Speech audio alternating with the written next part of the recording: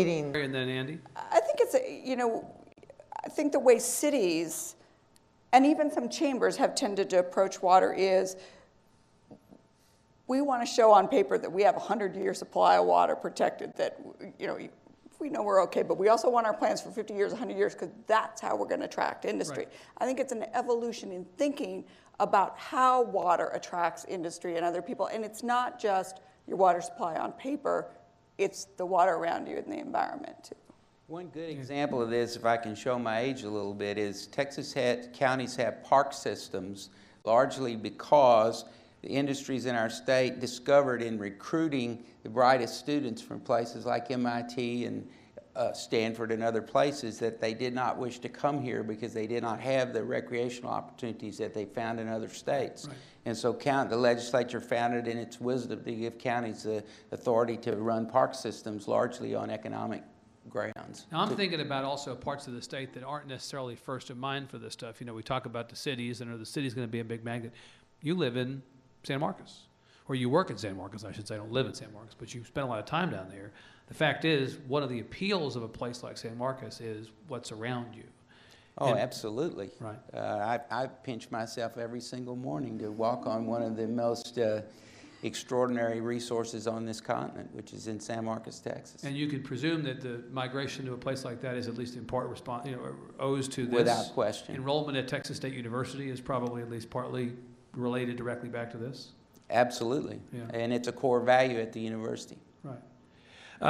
Dr. McKinney, let me ask you about water as a trouble spot.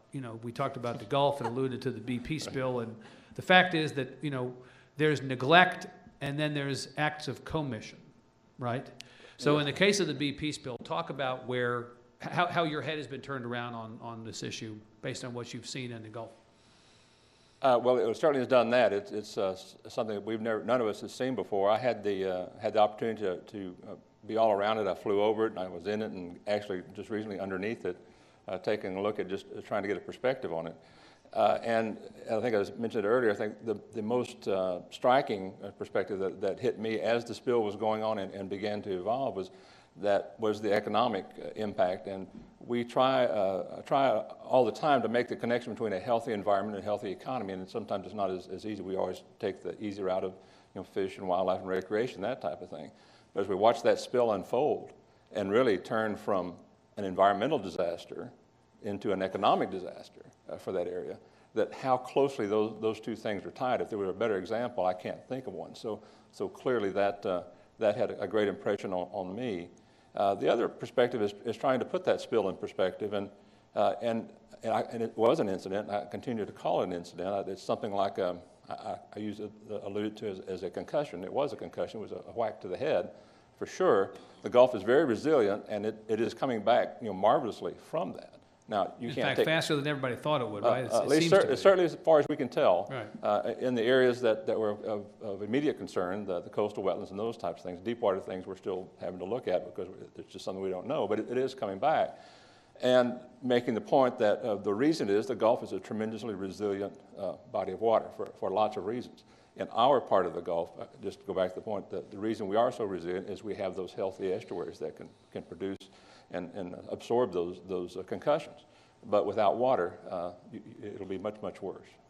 Mary, the economic development issue is almost always, in a case like this, turned on its head. Well, yes, there's a benefit to having the Gulf pristine, but look at all the commerce being transacted out in the Gulf, and surely you don't want to curtail that because that would be the opposite of economic development.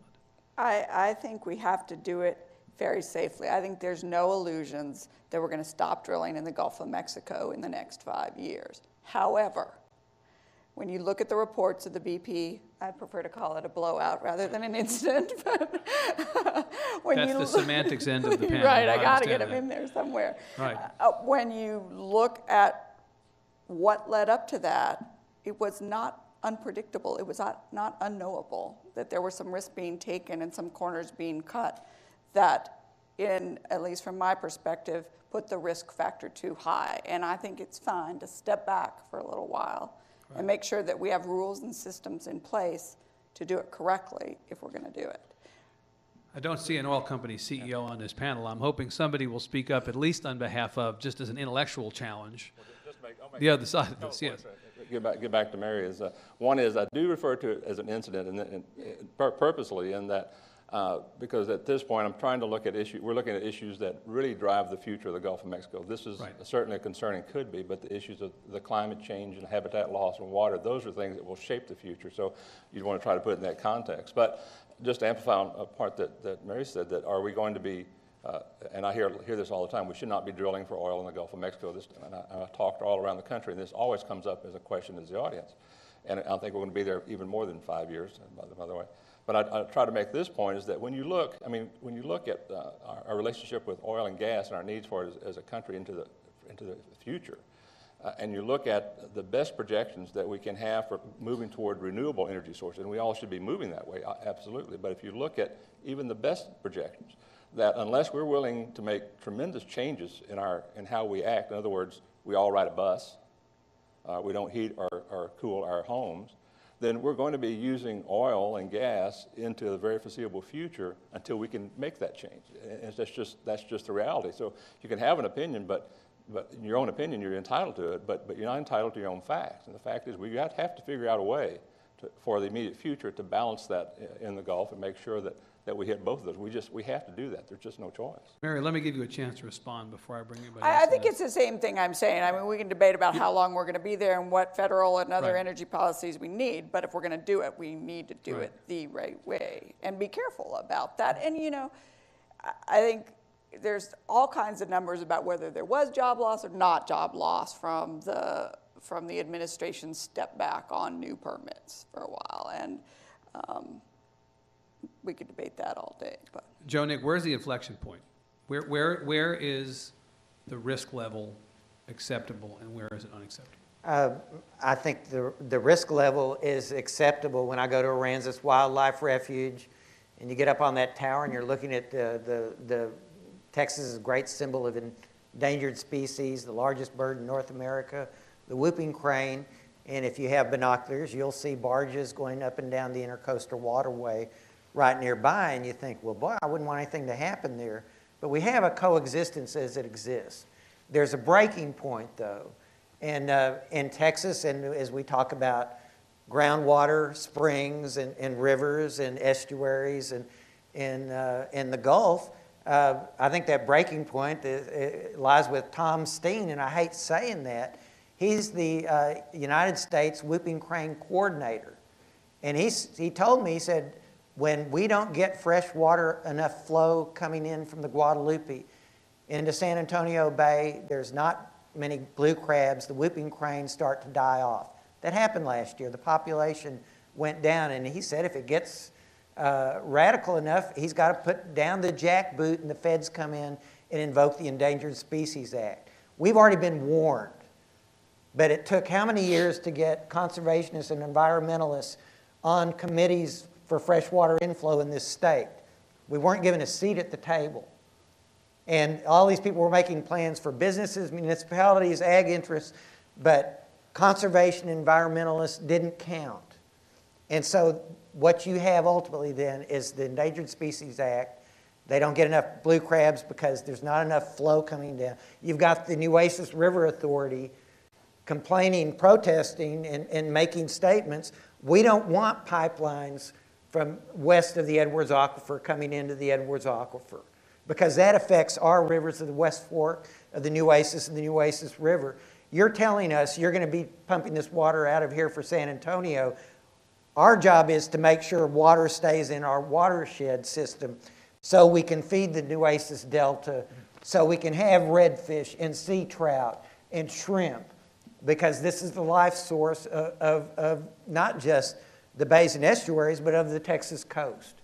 So we know what the implications are if we don't do the right thing.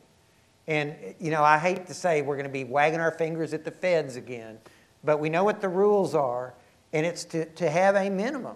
And really, it's incumbent on this state to be more receptive to listening to the conservationists, because I think we're kind of a low-cost solution to the problem. Carter, what about that?